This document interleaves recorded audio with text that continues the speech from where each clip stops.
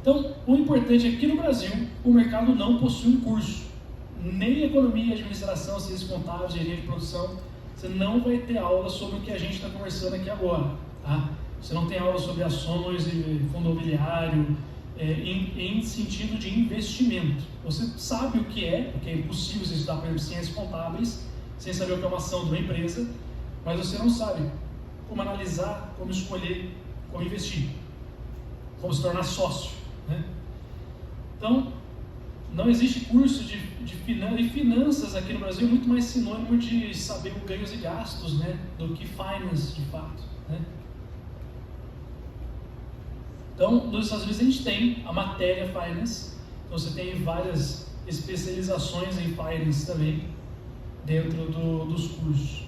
Então, qual é a teoria vigente? Então, o primeiro cara, Carl Pearson, que fez aquela nossa definição de risco que eu falei para vocês. Risco é, Gessé?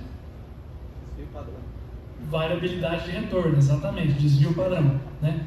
Então, você tem, ao longo dos anos, né, 6,6% de retorno ao ano do S&P 500, mas a gente lembra daquele outro gráfico lá, entre 10,6% e 2,6%. Então, a média é 6,6%, com 4% de variação para cima ou para baixo. Retorno é 6,6%, risco é 4%, considerando 30 anos de diferença, né, de investimento.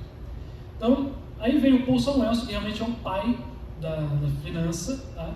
E ele era físico e matemático, ou seja, ele e o Jimmy Fallon também eram matemáticos, eles deram origem a todo um novo campo de ciência baseados em exatas.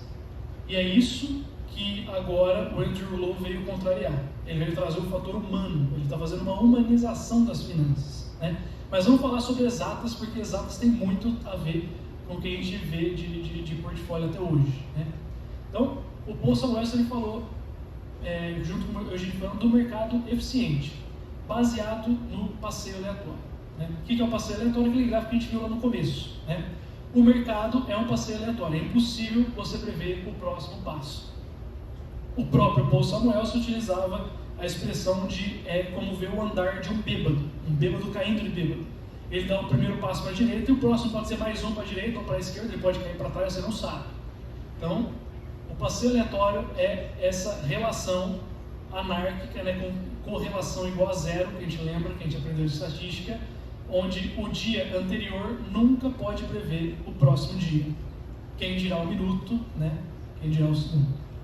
Então, depois veio o Harry Markowitz, que veio falar sobre as preferências de investidor inteligente, ou seja, quais são elas? O investidor sempre quer mais retorno e menos risco. Ele sempre quer estar para a esquerda e para cima naquele nosso gráfico de risco-retorno, certo? E ele também falou para a gente sobre a diversificação, né? E aqui a gente já começa a falar um pouquinho da prática. Então, ele fez uma conta sobre diversificação. Tem um mais completo aqui, tem louco. Bom, quando você tem uma alta correlação entre ativos, o que é uma alta correlação entre ativos? Você tem o Itaú e Bradesco, dois bancos grandes brasileiros. A correlação deles é muito alta. Os dois respondem aos mesmos estímulos do mercado. Tem um novo imposto, agora o Congresso quer colocar um novo imposto para os bancos. A ação de ambos tende a cair. Agora os bancos vão poder atuar também com offshores. A tendência é aumentar, porque são direitos perdidos e direitos ganhos. Né? O mercado tende a responder de forma às notícias que a gente tem. Quando a gente tem uma alta correlação, a gente tem um menor poder de diversificação. Ou seja, se eu comprar Itaú, Bradesco, Banco do Brasil e Santander, 4 bancos grandes brasileiros diferentes, eu vou estar aqui em cima, né, na minha diversificação. E aí vocês vão ver aqui, mais fácil de entender esse ladinho aqui. Probabilidade de perder dinheiro no ano, dentro do ano. A gente começa, né, ali com 40%, 30%, 38% de probabilidade de perder dinheiro, e quanto mais diversificados nós estamos, e aqui são quantos ativos a gente tem. Então, 4 ativos com alta correlação, a gente está aqui com 30%, 38%, 39% de chance de perder dinheiro esse ano. Se a gente tem 20 ativos altamente descorrelacionados, nós estamos mais próximos aí de 11% de chance de perder dinheiro esse ano.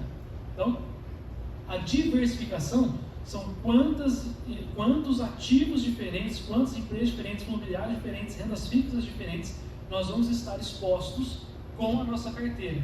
Quanto mais descorrelacionados eles forem, melhor para a gente, porque está diminuindo o que? O nosso risco, nossa variabilidade de retorno. O William Sharpe trouxe o conceito de CAPM, né, e essa parte aqui eu prefiro explicar com o gráfico. Vamos direto para o gráfico aqui. Então, ele disse assim, vamos supor que só existissem 4 empresas no mundo. A Merck, uma farmacêutica, a Motorola, para os aparelhos eletrônicos, a McDonald's e a General Motors dos carros, né? Acho que vocês todos conhecem essas 4 empresas aí. E aí, lógico que lá nos Estados Unidos ele considerava o T-Bills, né, o Treasury americano, ao invés de Tesouro Selic. Mas aqui eu deixei o Tesouro Selic porque eu não sabia como apagar a imagem que eu tinha feito, tá bom? Mas aqui é T-Bills, nos Estados Unidos. E ele falou o seguinte, quando nós pegamos, se eu estou 100% exposto, né? Eu sou investidor, eu tenho, sei lá, $1.000, eu quero comprar tudo em Merck. Esse aqui é o retorno e risco dela até o momento. Quero colocar tudo em McDonald's, esse é o retorno e risco, retorno até o momento. Sendo vocês investidores inteligentes, se vocês só puderem escolher uma dessas empresas para investir, vocês vão investir em qual? Alto, por favor. Merck. Por quê? Porque está mais para a esquerda e para cima no gráfico. Tem mais retorno com menor quantidade de risco. O mesmo risco de General Motors, mas o mesmo retorno de Motorola. Então, se eu só puder escolher um, eu escolheria Merck, com certeza. E se eu puder escolher 2? Né? Ele faz o exemplo com Motorola e General Motors. Ele faz as contas utilizando a correlação entre eles é de 0,38. Né? Então, voltando naquele gráfico lá, a correlação deles é de 0,38. Então, mais ou menos nessa linha azul aqui, né, de otimização. Não é tão otimizado, mas já é melhor do que nada. Por favor, vamos lá. De novo.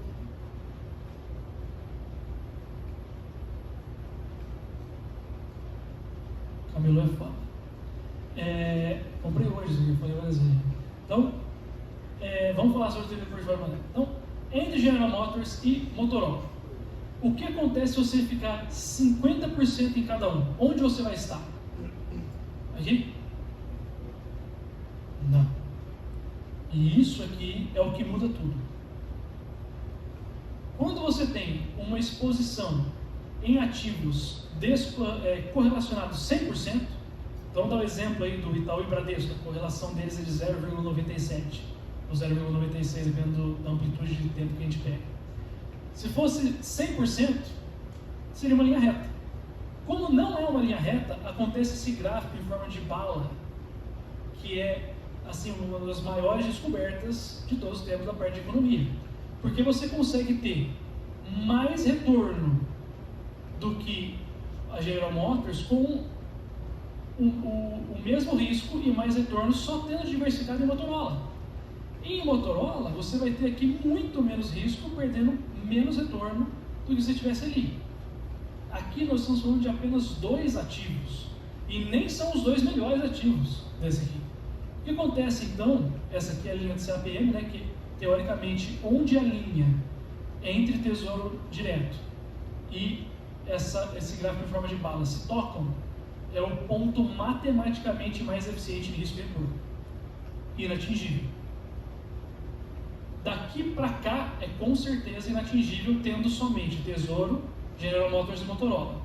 Mas se torna atingível quando a gente pega um mercado maior. O que acontece se a gente usar as 4 juntas?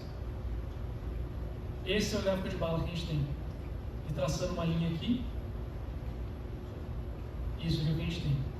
Lógico que sempre que a gente vai calcular retorno e risco, nós utilizamos dados passados. Então, para você calcular o retorno e o risco dos últimos 20 anos de Merck, você precisou pegar os últimos 20 anos de risco e os últimos 20 anos de retorno, né, a variabilidade do retorno, para calcular que Merck ocupa este ponto. Então, não necessariamente é isso que você vai ter daqui para frente, mas é a melhor dica que a gente tem, é o comportamento dos últimos 20, 30 anos. Neste ponto aqui, onde está tocando essa grande curva de bala, é onde está o portfólio otimizado do ponto de vista matemático. Tá? Do ponto de vista matemático. Onde você vai ter a menor variação de retorno para o maior risco, para o maior retorno para a menor variabilidade de retorno possível dessas 4 empresas juntas, junto com o tesouro. Né? Aqui, no caso, seria 0% de tesouro. E aqui seria 100% de tesouro. Aqui 50% cada um. Porque eles são, a relação com o tesouro, com a base da relação sempre é 100%. Tá? Porque aqui seria um ponto 00 do nosso gráfico. Então aqui a gente não tem por que fazer utilizar a correlação para fazer a conta. Tá? Não fica curvado, fica reto mesmo. Então, este aqui é o ponto do portfólio otimizado. Tem como a gente descobrir o portfólio otimizado só com base no passado, nunca no futuro. Então, qual que é o certo a gente fazer? Pegar cada vez mais ações, né, até um número limite, que é onde se torna máxima diversificação, que é em torno de 20 a 25 ativos diferentes. Se você pegar, por exemplo, igual eu falei, o S&P 500, um fundo que investe em 500 empresas diferentes ao mesmo tempo, você já está completamente diversificado. Você não precisa se preocupar em ter 10 fundos diferentes que investem em 500 empresas diferentes. Né? Então aqui, o importante desse gráfico, que ele utilizou esses dados reais para exemplificar, é você entender que quando você está diversificado, você está fora dos 4 pontos originais. Você está numa curva muito melhor, melhor para um investidor inteligente do que ter investido diretamente nas empresas, 100% numa dessas empresas individualmente. Então isso aqui é a justificativa da diversificação no gráfico retorno e risco. Só tem que passar para mim, ó. E a parte superior do gráfico aqui é a fronteira eficiente, ou seja, qualquer investidor, se a gente considerar aqui, né, onde o gráfico se reflete, né, a partir do ponto que ele se reflete, qualquer investidor gostaria de estar na parte de cima ao invés de na parte de baixo. Cheguei. Às vezes ele pega, às vezes não. Aqui outro gráfico que mostra, né, o quão curvada é de acordo com a correlação. Né? Então, se fosse possível encontrar um ativo de correlação negativa em 100%, você teria praticamente você anularia o risco, né? Só que isso aqui não tem como, né? É impossível. Então, o máximo que a gente chega é menos 60%, menos 50%, vou colocar uns exemplos aqui. Então, a correlação do Ibovespa, né, que é o mercado brasileiro, com o mercado americano, com os fundos imobiliários, com o mercado imobiliário americano, com o ouro, com a Selic, que é a renda fixa brasileira, e com o dólar em si, né? Pô, mas então se eu pegar só dólar e Ibovespa, eu vou estar excelente. Não, porque você só está usando 2 ativos, né? E se você errar na proporção, e isso aqui só consegue medir coisa passada e não futura, se você errar a mão, ou errar a proporção, ou errar na sua previsão futura, você voltou para cá, né? Voltou para estaca zero. Então, é legal ter dólar? É legal ter um pouquinho de dólar na carteira, mas eu jamais faria uma carteira metade do risco, metade de dólar, porque a gente está caindo no contradizer da diversificação. Obrigado. Vai passar, eu vou pedir que você passe. Então, outros grandes pensadores foram o David Swensen. Passei. Cara, vira com vocês aí, mas não fácil. Então, o David Swensen, ele foi um grande gestor de portfólio, e ele fez esse portfólio aqui de baixo, que matematicamente até hoje só foi superado por esses outros dois que nem fazem tanto sentido assim, né? Então, se você for pegar esse aqui de cima, que foi o melhor retorno de você comparando assim, vamos investir por 30 anos em qualquer momento entre 1802 e 2012, aquela mesma história. Este aqui foi o único retorno maior, e este aqui foram os únicos retornos maiores do que esse gráfico aqui, que foram tentados até hoje matematicamente, né? Então aqui você tem investir em pequenas empresas de valor, em mercados emergentes e em tesouro IPCA americano, né? Só que, pô, se você está nos Estados Unidos, né, você investir 30% do seu capital no Brasil, não parece ser um negócio mais inteligente, é que você tinha um alto risco, uma alta variabilidade do retorno, né?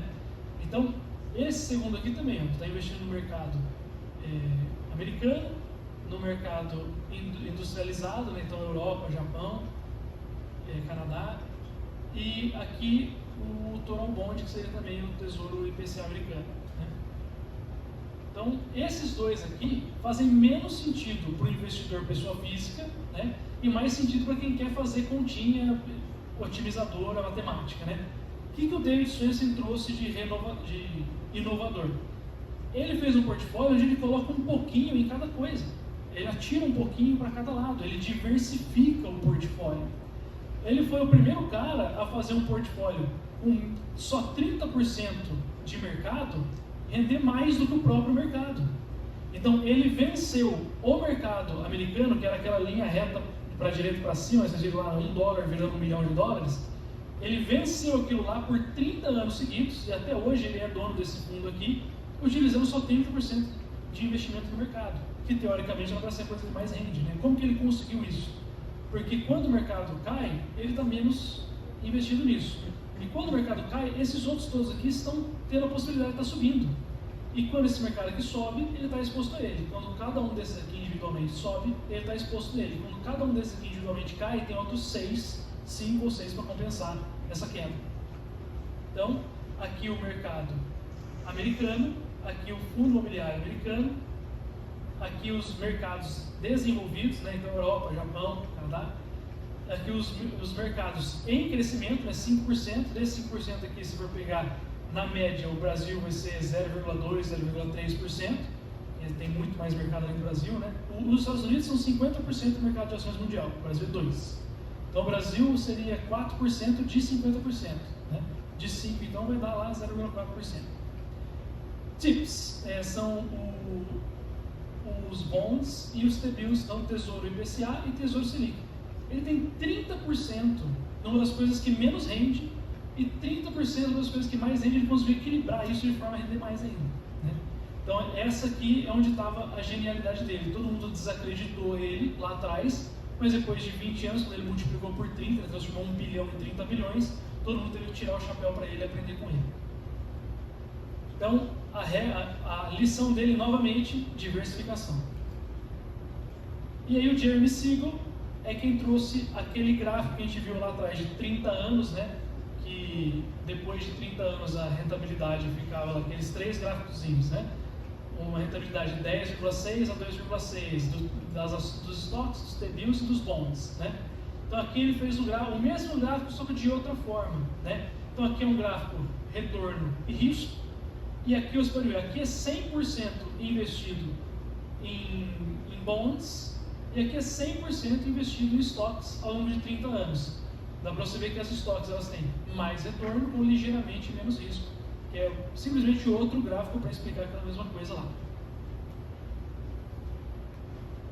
Esse livro aqui é tão famoso que a cada 4 anos ele tem uma reedição. Agora a gente está na edição de 2018, em 2022 ele tem mais um.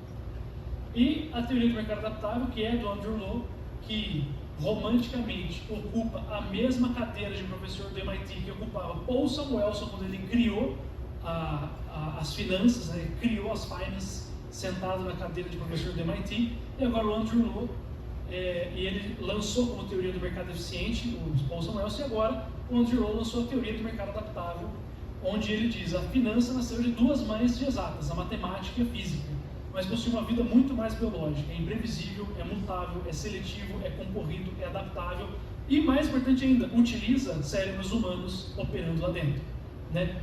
Robô esquece o robô. O que a gente está falando aqui é, se você, a maioria das pessoas se perde na bolsa, tira o dinheiro para não perder mais, e vê que a bolsa está subindo, põe dinheiro para render mais. A maioria das pessoas não são investidores eficientes. Então por que o mercado seria eficiente? O mercado ele é adaptável. Então é o contraponto a passeio aleatório. Esse contraponto a passeio aleatório, vocês lembram daquele gráfico de passeio aleatório, né? Que você nunca consegue prever o próximo momento baseado no último.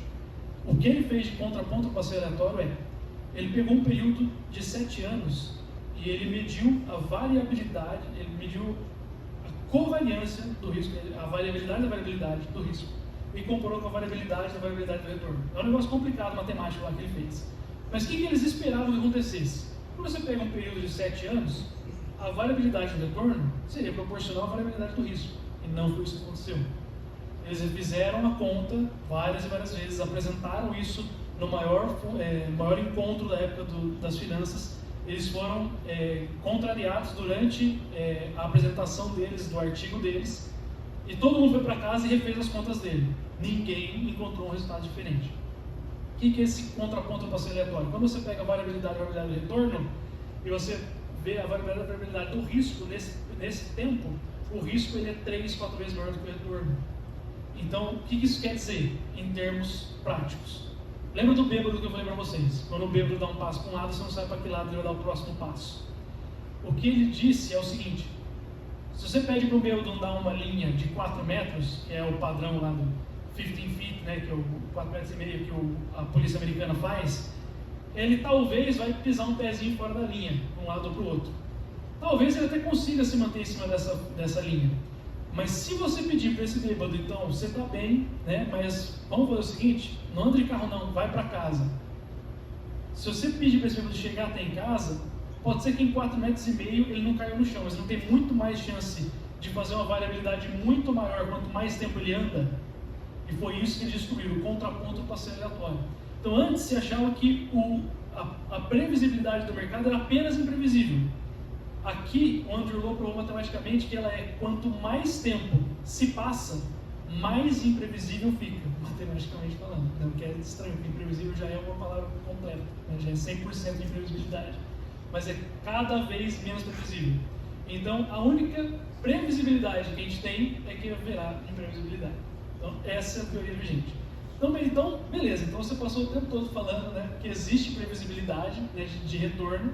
Por que agora você está falando que existe, quanto mais tempo passa, maior a imprevisibilidade? Porque isso aqui é falando de um bêbado só, andando numa linha.